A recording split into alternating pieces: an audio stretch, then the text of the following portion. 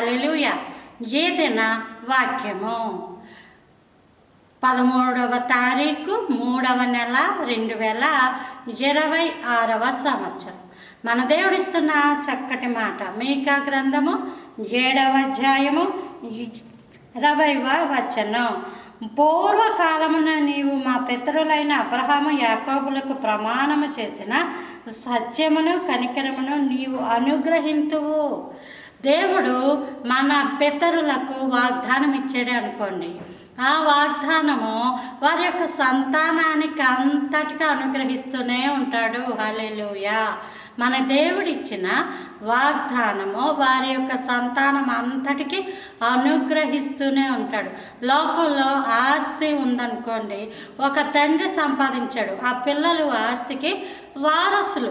ఆ ఆస్తి అలా పిల్లలకి పిల్లలకి పిల్లలకి పిల్లలకి ఎలా వస్తుందో వాగ్దానము కూడా అంతకన్నా శక్తివంతమైనది.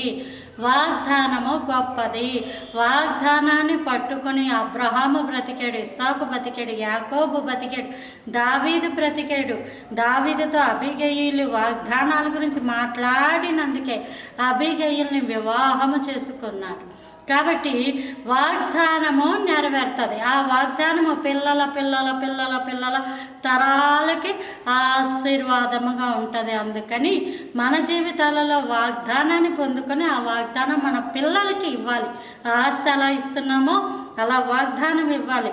నీవు సత్యమును కనికరమును అనుగ్రహిస్తావు. మన దేవుడు చూసారా, ప్రతి ఒక్కొక్కరికి తేడా ఏమీ లేదు, భేదం ఏమీ లేదు, ఏ భేదము లేదు. స్త్రీ అని కానీ, పురుషుడని కానీ, యూదుడని కానీ, గ్రీసు దేశస్థుడని కానీ ఏ భేదమును లేదు. దేవుడు అందరికీ వాగ్దానాలు ఇచ్చి వాగ్దానాలు నెరవేర్చే గొప్పవాడు. Praise the lord. ఆమేన్.